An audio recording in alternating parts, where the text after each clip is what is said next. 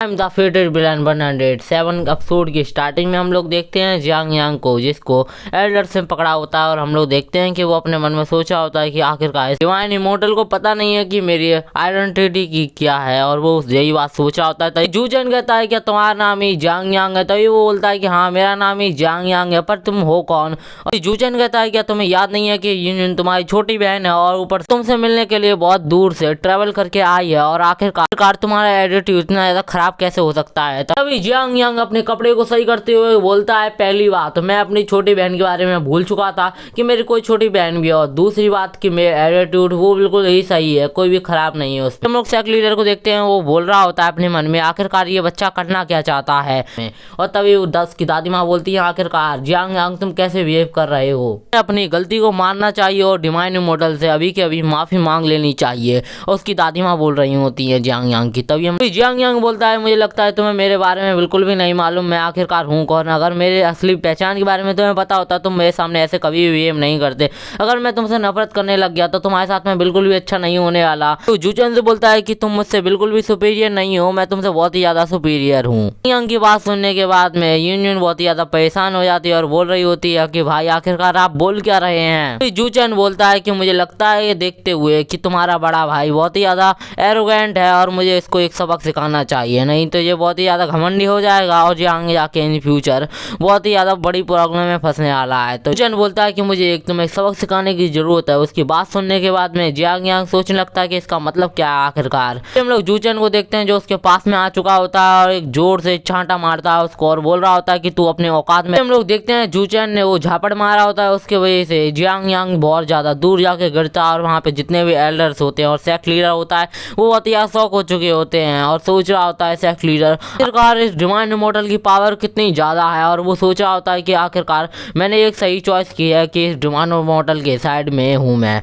नहीं तो मेरे साथ में भी बहुत बुरा हो सकता था। तभी हम लोग यूनियन को देखते हैं जो जूचन के पास में आते हुए कह रही होती है कि मास्टर गुस्सा मत होइए, मुझे लगता है कि इसमें मेरी ही गलती थी कि मैं यहाँ पे आना चाहती थी। मुझे पता नहीं था कि मेरा भाई 3 सालों में इतना ज्यादा चेंज हो जाएगा और उतना ज्यादा सेल्फिश हो जाएगा। और हम लोग देखते हैं कि जूचन उसके सिर पे हाथ रखते हुए बोल रहा होता है कि तुम्हें इतने ज्यादा मतलब की चिंता करने की जरूरत नहीं है, मैंने उसे उसके बिहेवियर की वजह से नहीं मारा है। और वो तभी कहती है कि मुझे पता है कि वो आपसे बहुत ही ज्यादा बेकार तरीके से आपसे बोल रहा था, इसलिए मुझे पता है कि उसे मार पड़नी ही चाहिए थी, पर इस बार प्लीज उसको जाने दीजिए। लीडर अपने मन में सोचा था कि ये थोड़ा सा टैलेंटेड है तो क्या ऐसे लगा कि ये किसी के सामने भी एरोगेंट हो सकता है, और ये सोच रहा था कि मुझे लगा नहीं था कि ये इंसानियत के एंसेस्टर होंगे। लो व्यूअर्स तुम्हें बता दूं कि मेरे को भी नहीं पता था कि इस सेक्ट लीडर को पता है कि जियांग यांग के पास में इनहेरिटेंस है इंसानियत के एंसेस्टर का। हम लोग जियांग यांग को देखते हैं जो माफी मांगने लगता है डिवाइन इमोर्टल से, माफ कह रहा होता है कि मुझे माफ कर दीजिए मेरे एरोगेंट के लिए। और वो उनसे भी माफी मांग रहा होता है और बोल रहा होता है कि मुझे माफ कर दो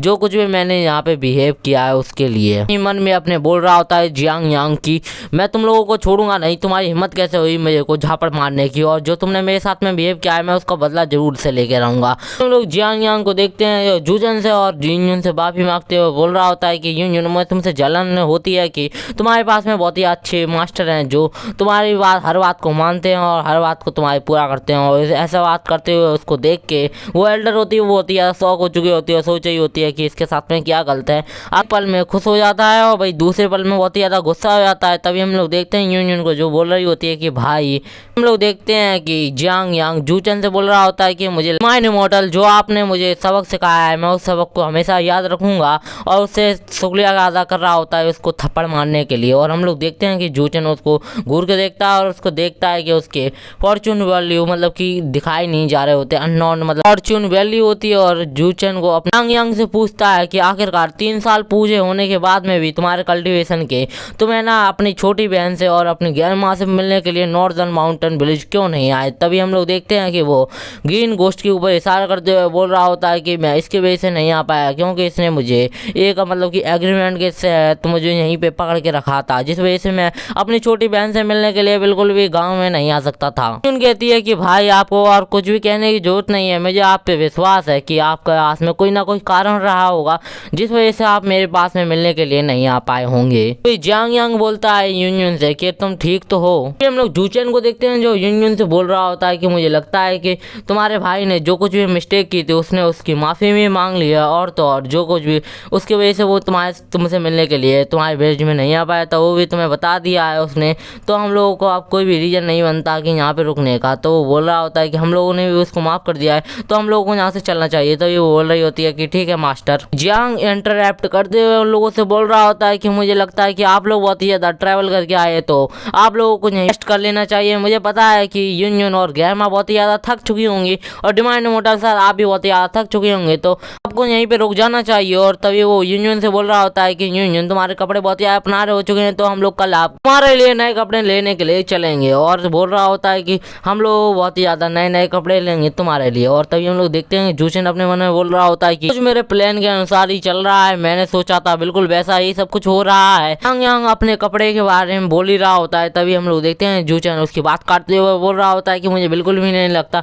रॉयल एरियम के अंदर बिल्कुल भी अच्छे कपड़े मिलते होंगे। मैं जूचन यूनियन से बोलता है क्या तुम अपनी मास्टर की वाइफ से मिलना चाहती हो, वो जरूर से तुम्हें कुछ ना कुछ अच्छी सी गिफ्ट्स जरूर देगी और तुम्हें एक अच्छी सी ड्रेस भी तुम्हें देगी, क्योंकि मुझे पता है कि वो तुम्हें जरूर से मिलने के लिए उत्साहित होगी। तो यूनियन बोलती है कि मास्टर की वाइफ, और सीन शिफ्ट होता है और हमें दिखाया जाता है पिंग कॉन्ग को जो हाथ में बर्फी खा रही होती है। भाई बर्फी है ये, देख लो ध्यान से, या फिर कुकी है क्या है भाई। सू डिवाइन लैंड के अंदर आ चुकी होती है और वो बोल रही होती है कि आखिरकार डिवाइन इमॉर्टल के बारे में पता लगाया कि आखिरकार उसकी असली पहचान क्या है। के पास में जो बंदा होता है वो बोल रहा होता है कि उस डिवाइन इमॉर्टल के बारे में कोई भी इंफॉर्मेशन नहीं है, और इंफॉर्मेशन है भी तो उस इंफॉर्मेशन से हम लोग पता नहीं लगा सकते कि आखिरकार उसकी रियल पहचान क्या है। और हम लोग देखते हैं सू डिवाइन लैंड का सीन जहाँ से हम लोगों को गोल्डन एनर्जी निकल रही दिखाई देती है, जो हमें लगता है जो होती है जियांग यांग की। और हम लोग के पास में एक उड़ती हुई एक सोल आती है और बोल रही होती है कि तुम्हारी इतनी ज़्यादा हिम्मत कैसे हुई